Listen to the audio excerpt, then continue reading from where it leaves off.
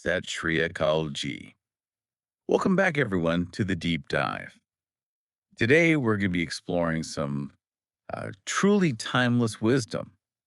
We're looking at a set of couplets written by Guru Teg Bahadur Ji. And they really do offer a kind of roadmap. It's for anyone, really, whether you're dealing with the pressures of being a teenager or, reflecting on your life in old age. Absolutely, because we're diving into this universal question, right? Why do we spend our lives chasing things? Things like success or approval or just comfort. Yeah, and we think that'll be the answer. But then we find that same old cycle of fear and anger and jealousy just follows us wherever we go. Exactly. So this deep dive is really about the instruction for ending that internal wandering for good. And your notes on this really hit home. You talked about this personal experience of feeling constantly restless, Mm. always chasing those external fixes, thinking, the next job or the next relationship is going to be the thing that finally brings peace. Right. And you get there, and for a moment, maybe it feels good, but then Then it's back. The same patterns. You Mhm. said it was uh, anger when things didn't go your way, jealousy when you saw other people getting ahead. And that constant nagging fear of being left behind, that's a big one for so many people. It really is. It feels like you're just wandering your whole life in Yeah. this inner darkness, and you're just changing the scenery around you. That's the perfect way to put it. The scenery changes, but the internal landscape is identical. So how do we make that jump? How do Yeah. we go from feeling like a victim of our circumstances to, understanding that the problem is inside? Well, often it starts with just sheer exhaustion, doesn't it? You get so tired of overthinking, of trying to fix everything and everyone around you. Yeah, you just run out of energy. You do. And Yeah. in that moment, you stop and you have to get brutally honest about what's really going on in your mind. You start to really see how things like fear or your own pride or these constant cravings are actually making all your decisions for you. That's an uncomfortable moment. It's very uncomfortable, but it's also incredibly freeing. It's the first step. Okay, so let's connect this to the wisdom we're looking at. Hmm. What is the specific diagnosis that Guru Teg Bahadur Ji offers for this state of mind? It's so clear. He gives us two lines, and the first is the diagnosis. It's, "Oh, my mind, you've wandered in negativity all your life and haven't overcome the fear of a negative mindset." Wow.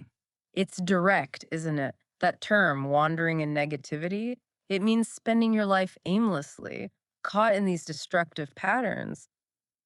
Anger, greed, jealousy, pride, all the things that keep you restless. And when you hear these words recited in their original form, Uh, maybe by a voice like AP Singh from Sikh Dharamsal, oh, it yes. just sounds so lively, so powerful. It's like Yeah. the words jump out and you feel it. You know that this text understands exactly what you're going through. जन्म जन्म पर मत फिरियो मिटियो न जम को त्रास कहो नानक हर भज मना निरतै पावे बास. It has that resonance. It connects instantly. So if that first line is the problem, this aimless wandering, the second line promises freedom. What is the actual practical instruction? What do we do? The instruction is the solution. It is free yourself by connecting with the sacred self, the divine. The whole focus shifts, saying, stop looking outside for freedom. Real freedom isn't in getting the next promotion. It's in realizing this sacred, fearless nature that's already inside you. But that can sound well, a bit like beautiful poetry. Yeah. How does connecting with the sacred self actually work in day-to-day life? Right. When you're stressed about paying bills or you have a difficult boss, how does this timeless wisdom help you today? That's the most important question. And the answer's in the virtues. Realizing the sacred presence is the same thing as living with honesty, with kindness, with humility. So it's about action. It's entirely about action. The practical path is choosing one of those virtues over your immediate negative impulse. Just like you found in your own experience, the change didn't happen overnight, did it? It came through small, consistent internal choices. Exactly. I remember that from the notes. It was about pausing before reacting, Mm. choosing to stay calm instead of blowing up in anger, Mhm. deliberately letting go of ego when you feel slighted, or choosing to be kind instead of comparing yourself to someone else.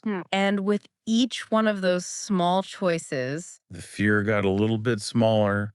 It was a slow process, but it worked. and that really is the ultimate takeaway for you, for anyone listening, the realization that you weren't actually trapped by your job or your relationships or your circumstances. And that's trapped by my own negative mindset. Exactly. And freedom didn't come from changing the world. It came from reconnecting with that stillness inside and then living by its virtues. That's what finally ends the restlessness.